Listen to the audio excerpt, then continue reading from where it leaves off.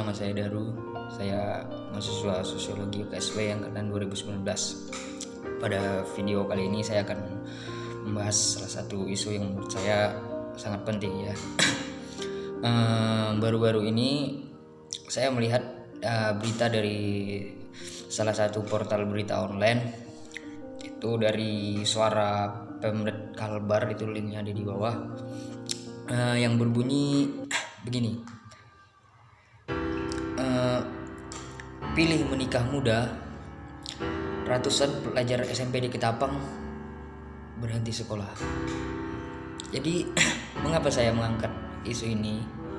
Karena menurut saya ini sangat penting untuk dibahas ya. Karena kalau menurut saya ini suatu perpaduan kasus yang sebenarnya merupakan kasus lama, seperti pernikahan usia dini terkait dengan pendudukan di Indonesia, dan ditambah lagi pada masa sekarang, masa pandemi COVID ini, yang proses belajar di rumah ini, angka menikah muda atau putus sekolah mahasiswa maupun pelajar itu meningkat sangat signifikan.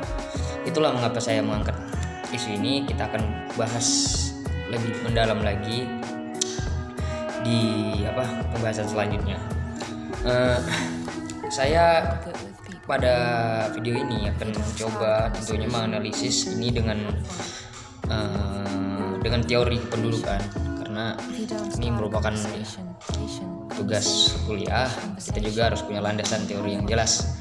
Bagaimana setidaknya saya mencoba mengaitkan ini ya dengan teori kependudukan.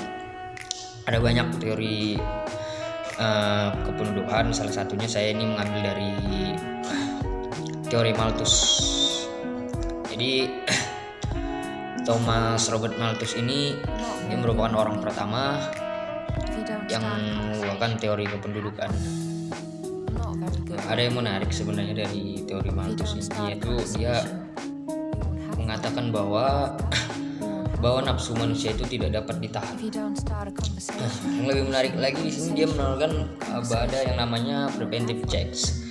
Jadi preventive checks ini merupakan faktor-faktor yang atau solusi bagaimana mengatasi menghambat jumlah kelahiran. Jika kita kembali kepada kasus yang saya angkat tadi, yang mengenai pernikahan, pelajar putus sekolah lebih memilih menikah di usia muda begitu. Tentunya ini tidak menutup kemungkinan akan bertambahnya angka kelahiran atau karena dari sekian banyak persentase, misalnya beberapa ratus mahasiswa, pasti ini akan menambah angka kelahiran.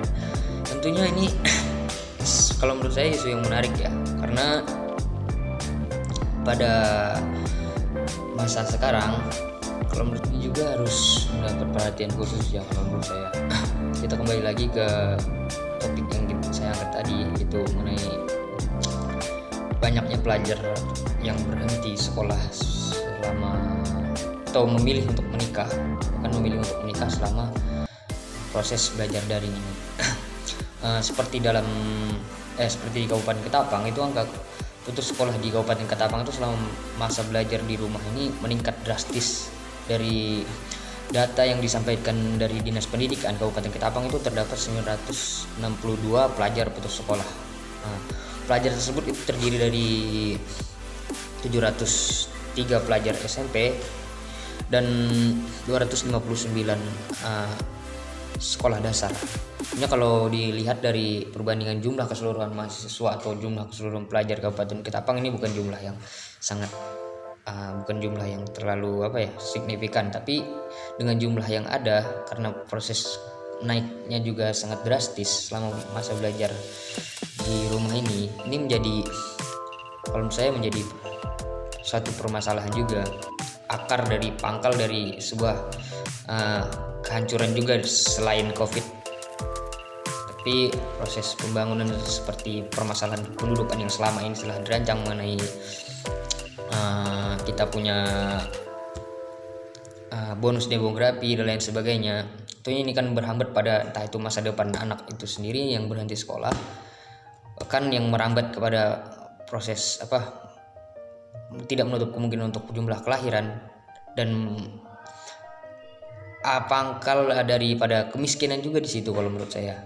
Jadi jangan sampai karena fokus dengan penanganan COVID, baik itu terkait PPKM, vaksinasi dan lain sebagainya, hal-hal penting semacam ini seperti meningkatnya pelajar selama pandemi ini memilih untuk menikah muda dan lain sebagainya, itu lepas dari perhatian pemerintah.